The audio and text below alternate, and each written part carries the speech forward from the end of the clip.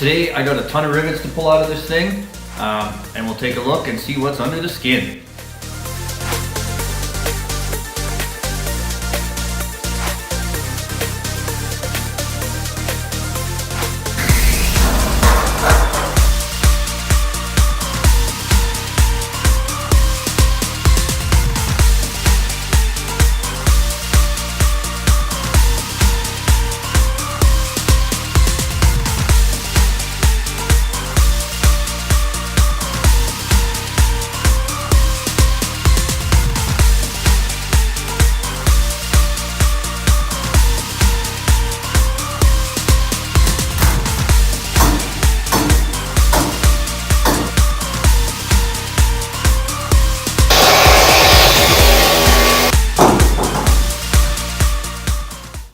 So this is the remnants of the front bumper. You might notice that it's pretty light compared to a lot of bumpers that you'll see out there. I do that for two reasons. One is weight, right? Especially weight in front of the front cross member. I try to reduce that as much as possible.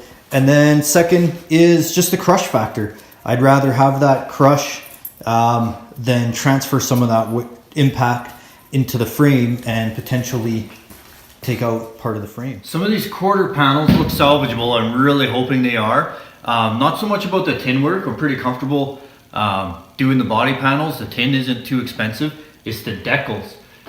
For the longest time we had the decal shop sponsoring us decals, and once Sid was gone and that deal kind of went away, we realized how expensive decals were, and that's the main reason I try and salvage the body panels, is because the decals are so flippin' expensive.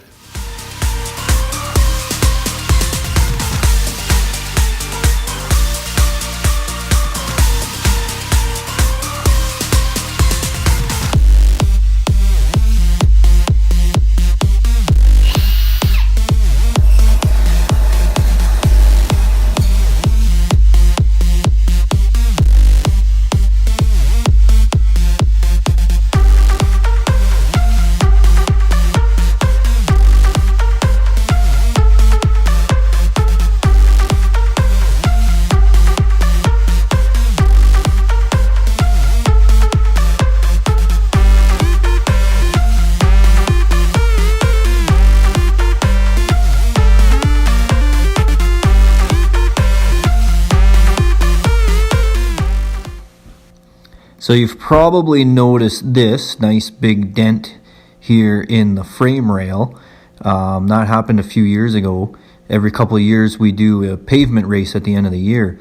I spun myself out on the front stretch and got T-boned pretty hard. One of the hardest hits I've taken. Unfortunately, the car that hit me was not able to carry on that weekend. But mine was. I was able to finish that race and went on to win the event that year.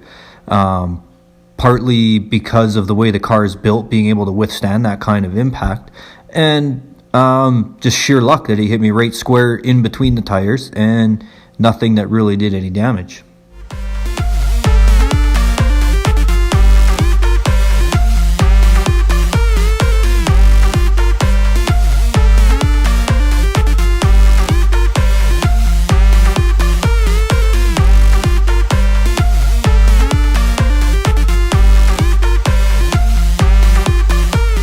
So I've gone ahead and taken the roof off as well this time around. I figured since I'm doing it all, I was just going to get it off at the same time as the panels.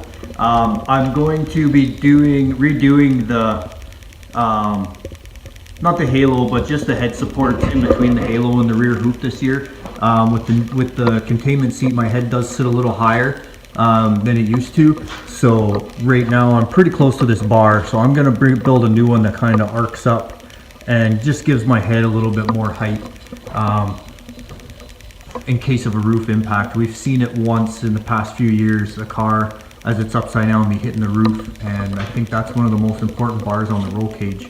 And not having it too close to your head is just as important as not having it, or as having it there in the first place.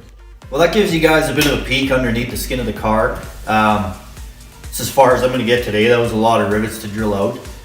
Not too terribly difficult. Generally I'll use an aluminum shank, aluminum head rivet. Scotty had found a random box of rivets at a yard sale, and they were a steel shank aluminum head, which usually bite a lot better, but are a lot harder to drill out. And whatever those ones were, they were quite easy to drill out. I really liked them. I wish I knew what they were, but it was a good random find at a yard sale anyways. That's all I got for now. Catch you guys next time.